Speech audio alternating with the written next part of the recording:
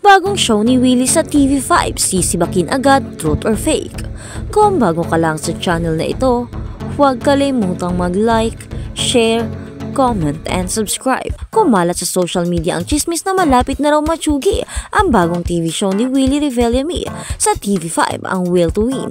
Ang chika mula raw sa 3 taong kontratang pinirmahan ni Willie sa Kapatid Network ay gagawin na lamang umano itong 6 months.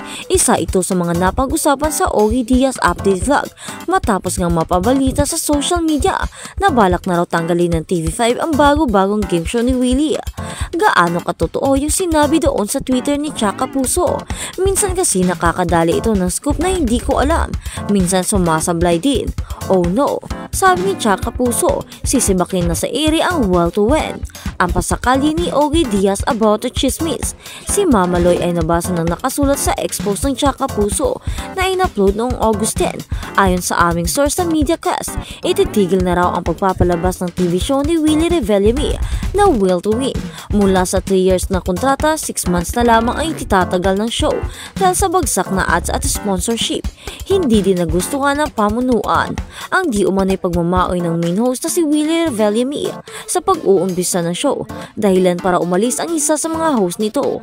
Hindi din ikinatuwa ng management ang paninermo ng ni Revillame sa mga staff at host nito. Sa pagtatapos na kwento ng aming source, tila sising-sisi ang kanilang pamunuan sa pagbibigay ng chance na nasabing host, kaya napagdesisyonan na lang nilang tapusin ang show na sana raw ay masaya, na sana raw pinalitan ng lungkot at galit dahil sa paninermo ni Willie sa tauhan nito. Ang binasang ulat ni Mama Loy. Pahayag ni Mama Ogs, huwag daw basta-basta maniwala sa lahat ng mga nakapost at nababasa sa social media, lalo na sa mga fake accounts or online show. Say pa ni Ogie, agad siyang nagtanong sa isang staff ng Will to Win kung may bahid ng katotohanan ang nasabing balita. Ang sagot daw sa kanya, malabo po ata nay, 3 years contract ang Will to Win, ang pinakamalakas ngayon sa network. From super baba daw ng rating sa oras na yon, na ngayon ay tumaas dahil sa show. At sa kabilang banda, Willie Revillame believes rumors Will to Win to air only until December. During the celebration of the first month of Will to Win, Willie Revillame stressed that there is no truth to rumors the variety show has only until December to air. Huwag po kayong mag-aalala, hindi po kasi papayag na basta-bastang mawala ang programang ito, the TV host said on the show's episode on Thursday and August 15. Maraming chismis ang isang buwan na lang daw kami hanggang December na lang. Hindi yun totoo. Ako ang gagawa ng paraan para mahinto ang programang ito para sa inyo. He vowed, basta ang gusto namin masaya kayo. Lahat ng nagagalit sa akin na yayabangan, darating ang panahon na mamahalin nyo rin kami rito. Further addressing this bashers, Revillame continued, mahal ko kayo.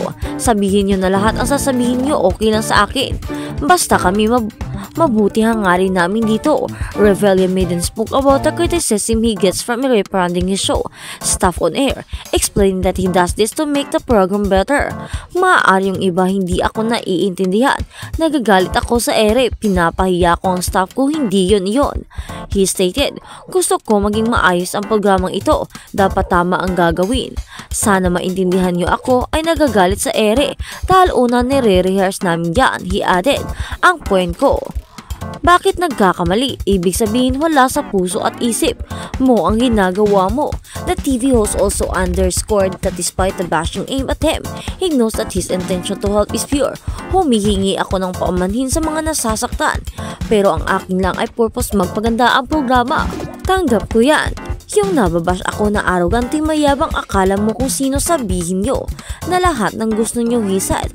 Malinis ang hangarin namin dito. Gusto kong makapagpasaya, makatulong sa abot na kaya na maibibigay namin sa bawat Filipino. He stressed. At sa kabilang balita naman, Will to Win tuloy pa rin sa pag-iri, pagtulong sa kababayan. Pinabulaanan ng MediaQuest Holding Incorporations ang mga kumakalat na balita patungkol sa umano'y pamamaalam sa ere ng Will to Win sa TV5. Ngayong araw, special statement sa kanilang Facebook page para linawin na walang katotohanan ang mga kumakalat na video, contrary to the malicious false reports to MediaQuest Ventures and Willie Revillame. long-term partners remain steadfast, committed to spreading happiness and crediting winning moments for Filipinos, saad pa sa official statement ng Will to Win. Dagdag pa nito, MediaQuest is thrilled to celebrate the first month of Will to Win with Mr. Willie Revillame through the OneQuest production. And we extend our gratitude to our advisors and the kapatid community across the company and the world. Ibig sabihin ay patuloy pa rin ang pagbibigay saya at tulong ni na Willie Revillame at kanyang mga co-host sa publiko. Matatanda ang maraming kumakalat na balita sa social media. Ibig sabihin, patuloy pa rin ang pagbibigay siya at tulong ni na Willie Revillame at kanyang mga co-host sa politiko. Matatanda ang maraming kumalat na balita sa social media kung saan sinasabing tila magwawakas na ang comeback TV show ni Willie kahit nakakasimula lamang nito.